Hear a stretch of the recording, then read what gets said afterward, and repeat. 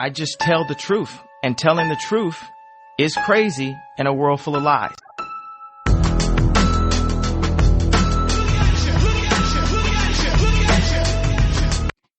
Hello guys, welcome to the Mill Press, a time capsule for everything Bible related. We have been breaking down the book of Esther, each chapter revealing how do we see Jesus in this. So we're now up to chapter 9 and it is the finale of this whole mess that has been going on through all these chapters. We finally see a bigger perspective of what was actually happening. What was this all about? Was it really just Haman and this generation of feud and hatred to the Jewish people, or was there something deeper? So we're going to go over the book of Esther chapter 9, and we title this chapter Purim. Purim, after the Jewish holiday that dates back to this specific chapter, this specific moment in the Jewish timeline. So I hope you enjoy this podcast.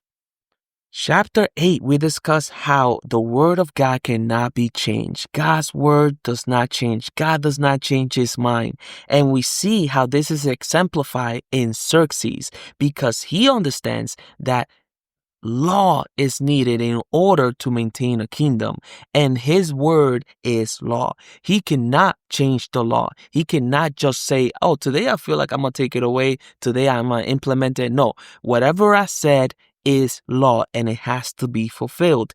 This is why when Haman comes in and then sets up a decree secretly to kill every single Jew effective December 13, he seals it in the authority and the word of the king.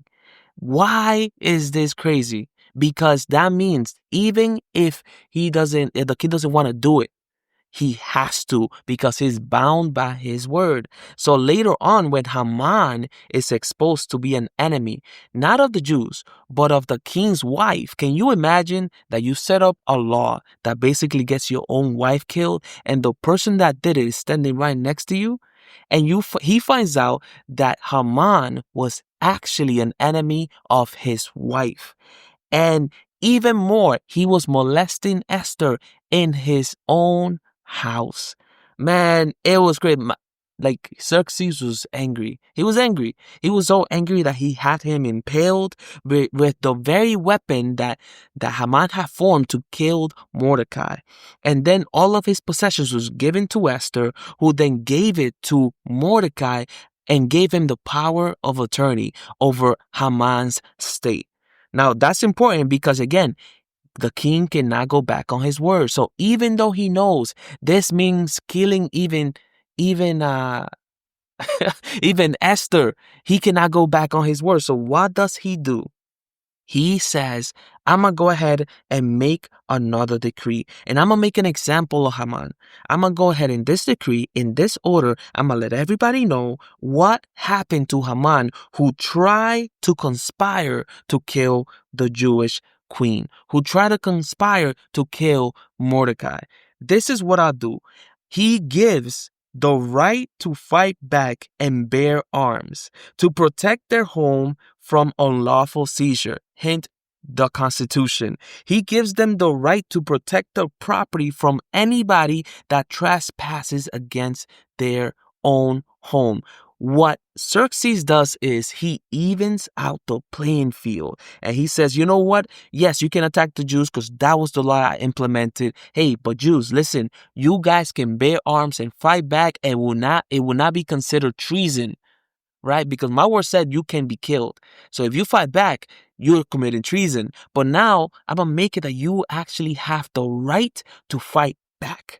And now Xerxes evens out the playing field. And now, again, this happened in March, right? But this time we're looking at March. So now the Jews have 9 months to prepare for December 13, which is, can you just imagine that on December 13, there's going to be a mass war, a civil war within your actual neighborhood where people are going to come into your house, try to get into your house to kill you and take away your things. Man, that was the craziest scene, because if you think about it, this is just like the movie The Purge. That capital crime like theft, like murder is actually allowed in this specific day. And now, just like then, you see that the Jews they just have to defend themselves. Now, I'll be honest, when I read that, I really thought it was like, okay, if you know Haman, who is the highest noble, got impaled and his possessions taken, I will assume that comes December 13, we will not be like, oh, you know what, I don't want to mess with the Jews. Let them have their fun, let them have their stock, let them have whatever property they have, because you know what, I'm good. I don't see any reason for me to go against these people. But instead, you see the complete opposite of that. People were gearing up so that on December 13th, they just go ahead and destroy the Jewish people. And now, let me tell you something that blew my mind, because I'm like, why? Why is this happening? Because the verse 9 says it like this. It says, on this day, the enemies of the Jews had hope to overpower them, but now the tables were turned, and the Jews got the upper hand over those who hated them. And then I started realizing this is bigger than Haman. This is a deeper hatred, not just from Haman and his family, but there is a territorial hatred against the Jews. And then I started realizing that there's a bigger picture here at play. I was reading this and I'm thinking, this is just Haman. This is just Haman doing his thing, and maybe people can get extra money, extra property. And no, because you read verse 6, 12, 15, and 16. And this is what you find when you look throughout the kingdom, right? In the citadel, right? This is the stronghold. This is the safest place for the king and queen. In the stronghold, they have 500 people that were killed, which means Esther was living amongst 500 people that wanted to kill her, that hated her guts, that hated her being the queen, that had everything against her, and she didn't even know it, right? Then you go outside of the stronghold. You go to the city, Susa, right, where the stronghold is. And it says in the city that there are 300 other people that wanted to kill and destroy the Jews, which means you are in a neighborhood. Your neighbor, your next door neighbor also hates you and wants to kill you, which is like, how many people? And then you go a step further. You go now into the state. Let's see, what is the state? Like, how many people hate me? You go into the state, right? The entire Persian Empire with Xerxes and all the provinces he has. And it says there were 75,000 people killed. That means there's 75,000 people that hate the Jews. And that just blew my mind. Why do they have so many people that want to kill them? Why is it that people hate the Jews? Because when you look at it, everything that you see throughout the Bible, as the Jews are leaving into captivity, God tells them, hey, seek the prosperity of the place that you go to. Hey, do good for them. Hey, make sure that you grow and you multiply. And God is basically saying, be a law-abiding citizen, do good to those people, submit to those authorities, be a law-abiding citizen. They were not bad. But for some reason, you have all these people that hate them. We're talking about 8,000, 7,850 people wanting to kill the Jews. And I realized that this hatred is the same hatred that the Christian will live. That because you stand for something, God, people that are not part of God will automatically hate you. And if you don't believe me, if people could kill Jesus, a perfect man, what do you think they will do to the followers of Jesus? You think they're going to treat you with honor and respect? No, that's not what Jesus says. If you take it to John 15, verse 18, this is how Jesus said it. He said, if the world hates you, keep in mind it hated me first. If you belonged to the world, it will love you as its own. Why? Because people hate God. The people that don't know God hate God and the idea of God. To anybody outside the royal family of God, he is a tyrannical, unfair, selfish being, right? And the people that feel like this are the people that live on the earth that he created and live and breathe out the very breath of life that he gave them. And in their own ignorance, they hate their own creator, which is all in the Bible. Imagine you have a piece of pottery that you've been working at it and you've been working at it and you've been trying to perfect it. And imagine that piece of pottery looks back at you and saying like, what are you doing? You don't know what you're doing.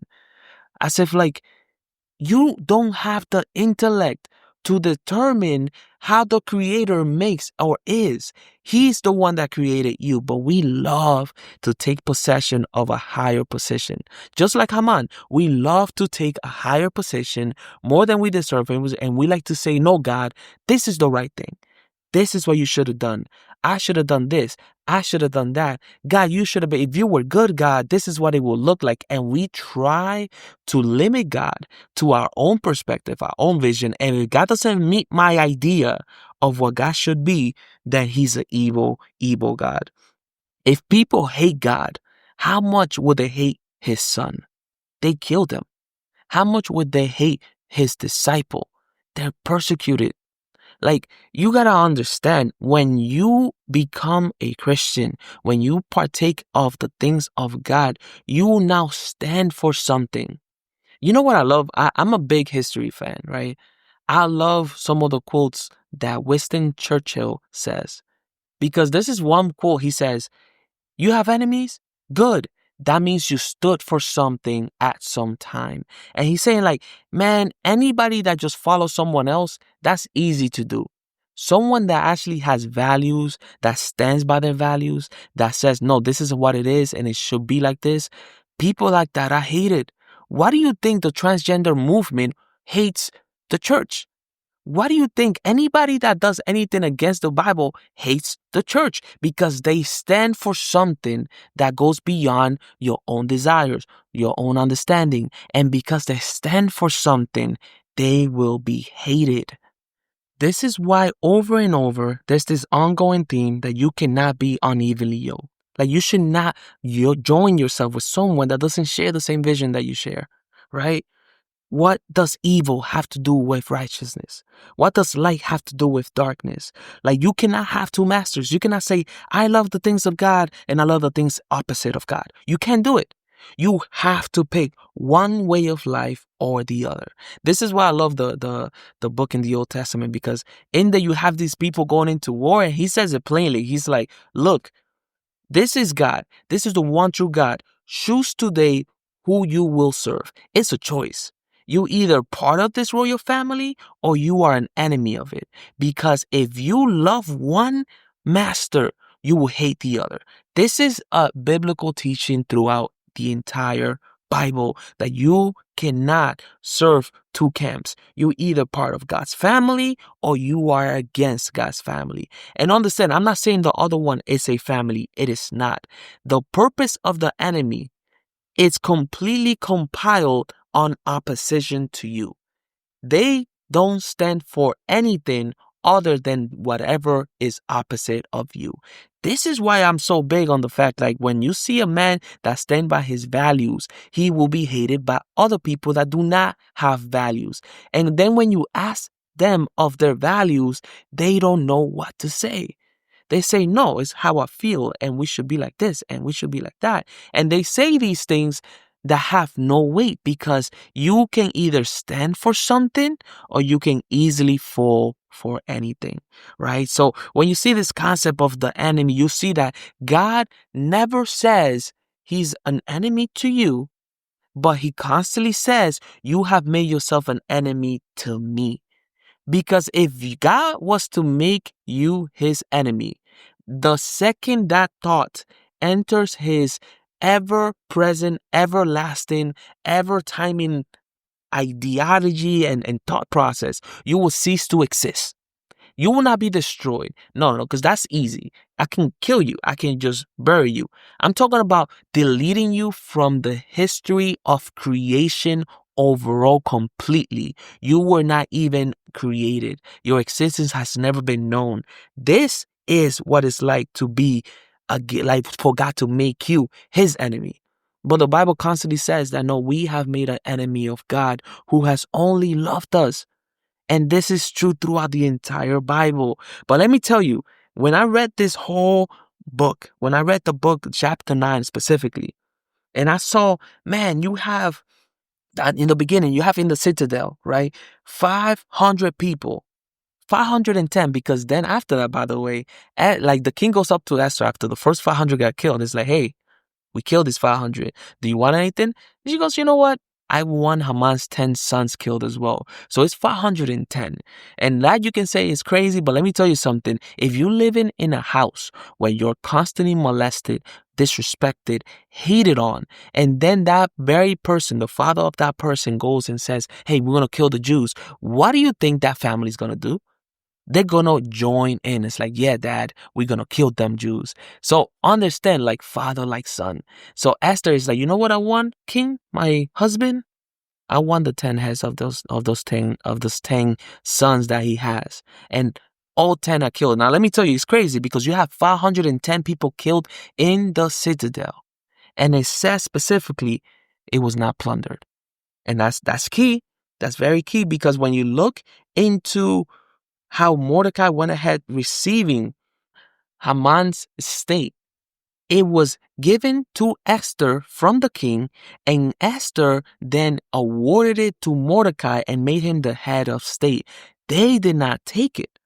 No. So when you get to the citadel now, you get this 510 men are killed and they are not plundered, right? You go into the actual city itself, right? And you have 300 people killed and they are not plundered. Then you go into the whole province of Persia. 75,000 people are killed and nobody is plundered.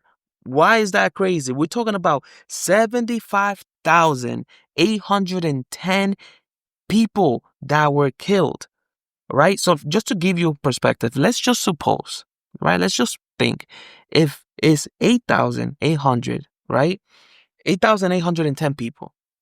Imagine it's 75,810 people. Imagine 75,810 houses. Here in Connecticut, an average house is about $446,000. That's the average house here in Connecticut. If you take 78,810 times 446,000, you have a total estate, a total value of $33,811,260,000. That is how much they said, I'm not going to touch that. $33 billion.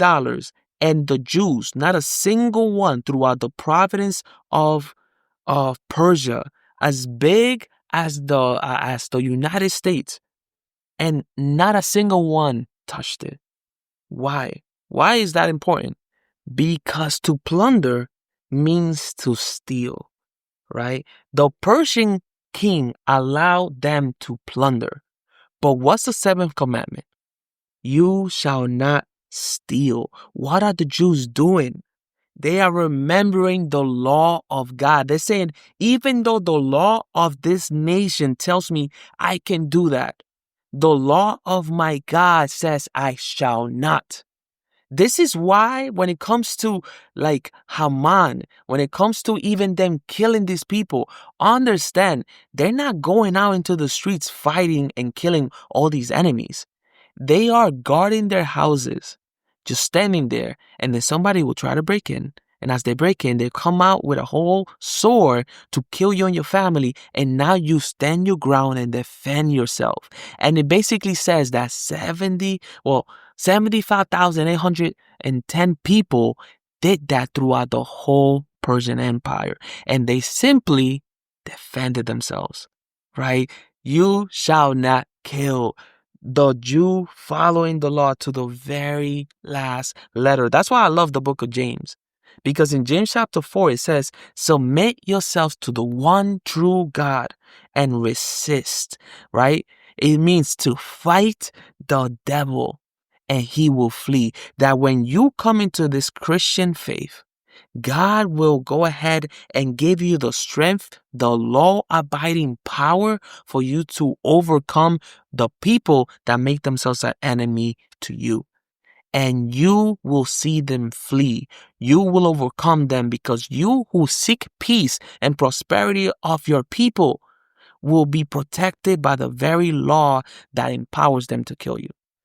That's crazy. That's like, I don't understand if you can understand what I'm trying to say, but look how amazing God is. Because when I look through that, when I consider that, you gotta look at the history, right? Because last chapter we talked about Haman, how he was an Agagite, right? And that took us back to 1 Samuel chapter 15.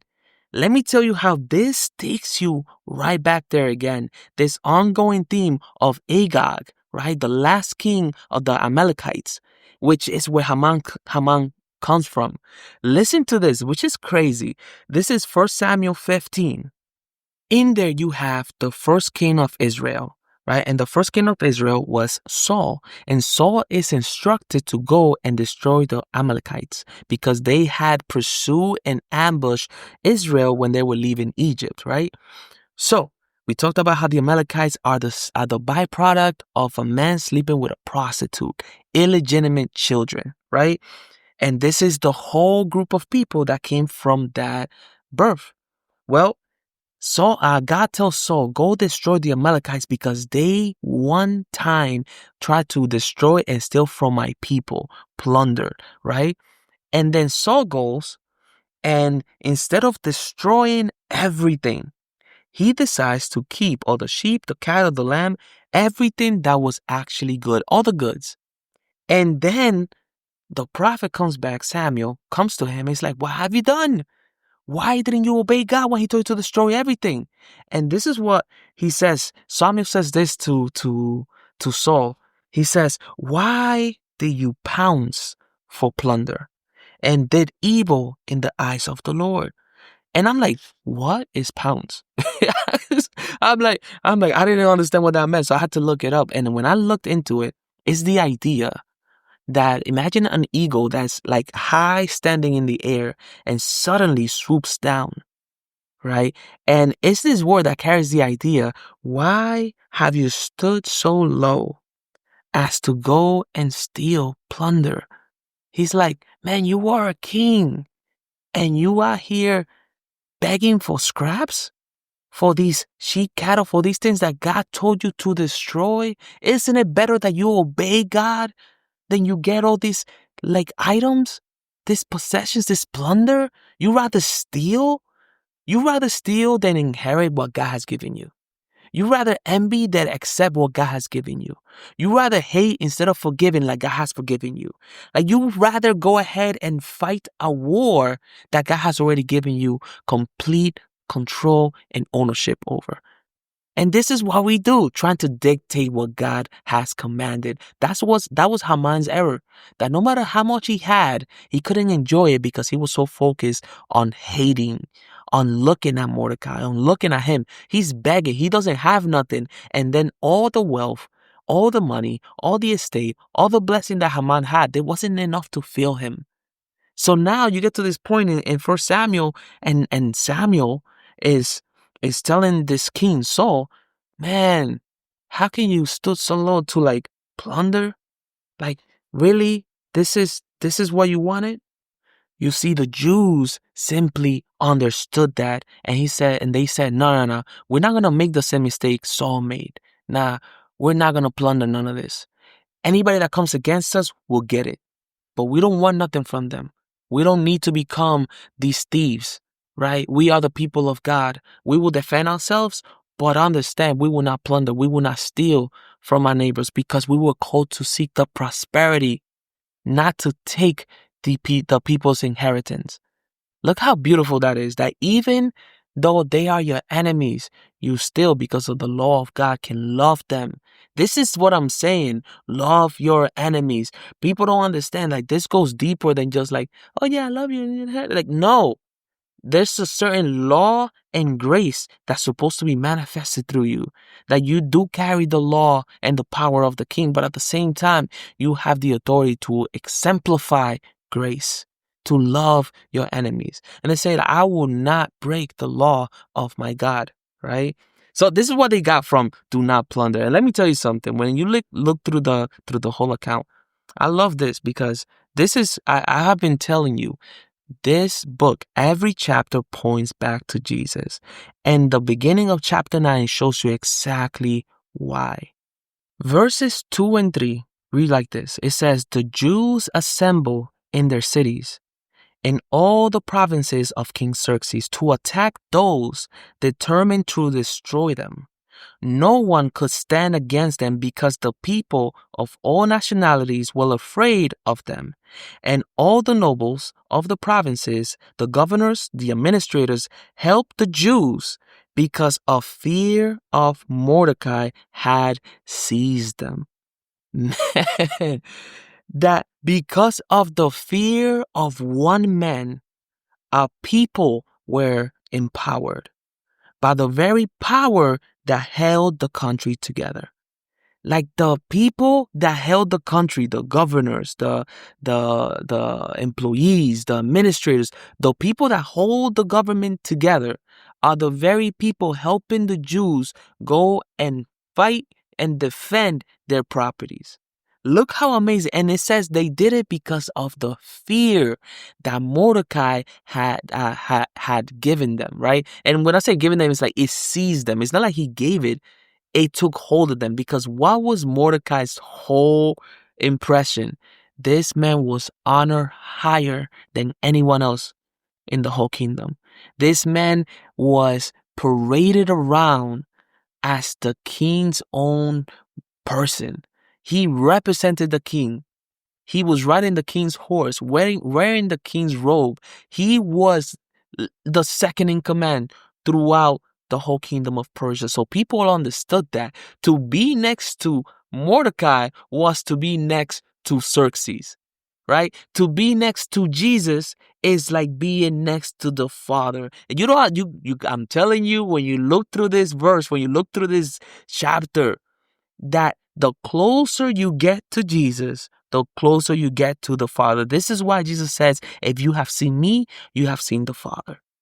Me and the Father are one. I only speak the words that my Father gave me. I only go the way that my Father goes. I only do what I see my Father doing. And he's saying, I only do what my Father does. Like, what is he saying? He's saying me and the Father are one. And now you have Mordecai, a picture of Xerxes, who, by the way, you cannot go into the presence of Xerxes. If you do, you get killed, right? Unless he calls you.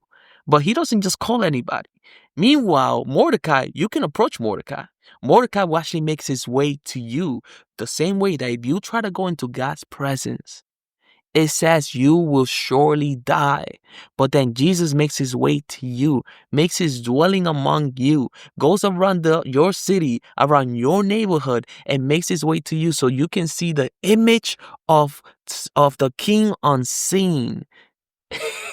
If you tell me Jesus is not over this, you're crazy, right? But look at this. Because of the fear of one man, people were empowered. And honestly, it reminded me of Ephesians. Ephesians chapter 1. I love how it talks about Jesus because it just tells you everything. It says, God raised Christ from the dead and seated him at the right hand in the heavenly realms and far above all rule, all authority, power, and dominion in every name that is invoked, now and forever.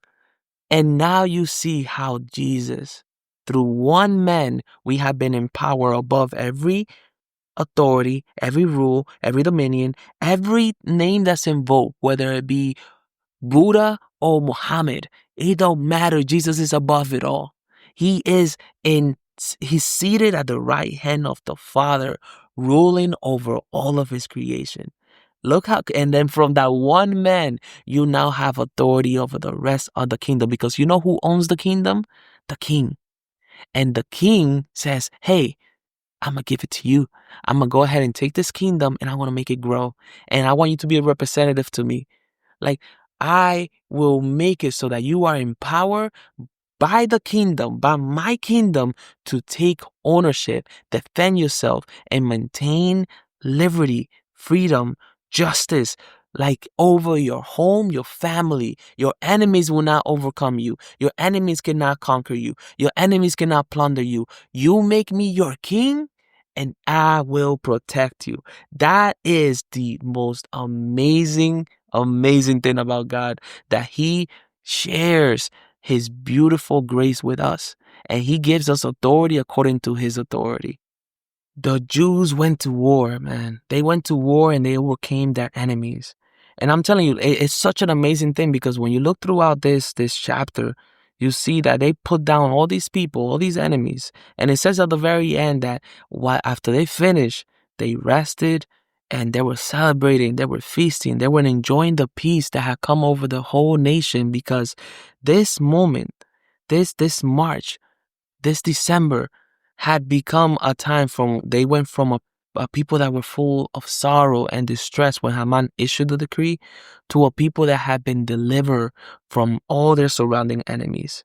And it says in verse 22, it says, as the time went on, the Jews got relief from their enemies when their sorrow turned into joy. And this is what God does. He takes your sorrow and converts into joy. That's why it says, put on a garment of praise, that you can rejoice even amidst your worst situation, because you know you will overcome by the word of the king. And I love that, because even nowadays, this day is celebrated.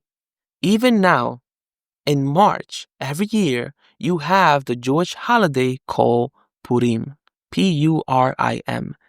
And this holiday is a day to remember the day when Haman cast his lot, his gamble, for the destruction of the Jews. Because it comes from the word pur, P-U-R, which means lot, which is basically a gamble, right?